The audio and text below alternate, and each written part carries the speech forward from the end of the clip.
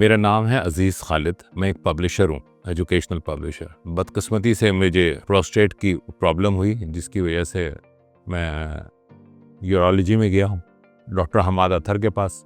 फिर वहाँ पे मेरे 2 ऑपरेशंस हुए और फिर वहाँ से मुझे यहाँ पे ऑन्कोलॉजी में भेजा गया।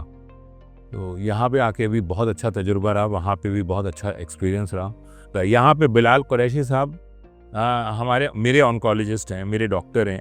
उनके नीचे जो उनका कंसर्न्ड स्टाफ है, उसको मैं जब चाहता हूँ मिल लेता हूँ, और अगर वो नहीं मिलता तो मैं नर्स से कहता हूँ, तो जो हेड नर्स होती है या दूसरी नर्सेज होती हैं, वो अरेंज कर देती हैं उसी वक्त फ़ोन पे। ये नहीं कि मैं 1 घंटा बैठा हुआ हूँ, मैं 1.5 घंटा बैठा हुआ हूँ, मेरी तबीयत ख़राब है, मैं पेशेंट हूँ कैंसर का, तो मैं एक ईजी एटमॉस्फेयर के अंदर रहता हूँ। हमारे जो अपने डॉक्टर साहब हैं, ऑन्कोलॉजी के हेड हैं, ये मदन इतनी प्लेजेंट पर्सनैलिटी है कि मैं जब इनके पास फर्स्ट टाइम आया तो मैं काफ़ी घबराया हुआ था।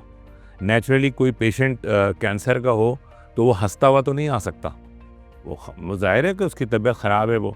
तो उन्होंने मुझे फ़र्स्ट टाइम में ही इतना रिलैक्स कर दिया कि मेरी आधी परेशानी दूर हो गई जब उनसे मेरी मीटिंग हुई। उसके बाद कि मैं पता नहीं रेडिएशन कैसा होगा, कितनी मुझे तकलीफ़ होगी उसमें, तो उन्होंने मुझे इसका यकीन दिलाया कि आप बेफ़िक्र रहिए, आप यहाँ पे आएँगे तो आपको कोई तकलीफ़ नहीं होगी, और अब टेक्नोलॉजी बहुत एडवांस है, ये है, वो है। मतलब इस तरह करके उन्होंने मुझे काफ़ी कन्विंस किया। उसके बाद ज़ाहिर से रेडिएशन शुरू हुआ, तो मुझे शुरू का 3-4 दिन मेरे लिए एबनॉर्मल थे, मतलब जो उस प्रोसीजर से गुज़रना।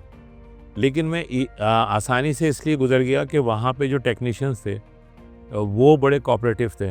बजाय इसके कि उनका मुँह बना हुआ हो या वो कोऑपरेशन ना कर रहे हों, या अब जैसे मुझे पहले पानी पीना है और फिर मुझे उसको उस स्टेज तक आना है कि रेडिएशन जब स्टार्ट हो तो मैं उसके लिए तैयार हूँ। तो ये इतना आसान नहीं होता। ये मतलब ये एक मुश्किल मरहला होता है जिसमें अगर टेक्निकल स्टाफ जो है कोऑपरेट नहीं करेगा तो फिर मैं शायद इतनी आसानी से वो टेस्ट ना करवा सकूँ।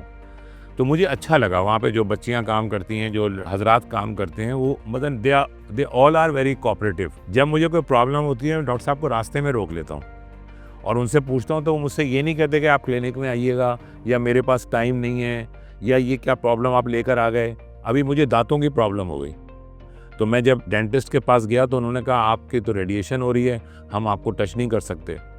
तो मैंने उनसे कहा मेरा तो बेड़ा गर्क हो जाएगा अगर आपने मुझे ठीक नहीं किया, मुझे तो इतनी तकलीफ़ है। तो उन्होंने एक मुझे लेटर लिख के दिया, मैं यहाँ पे आया, उन्होंने मुझे 5 मिनट्स में डॉक्टर साहब ने फारिग कर दिया। उन्होंने कहा ये सब कोई मसला नहीं है, आप जाएँ और बिल्कुल ईजी होकर अपना काम कराएँ।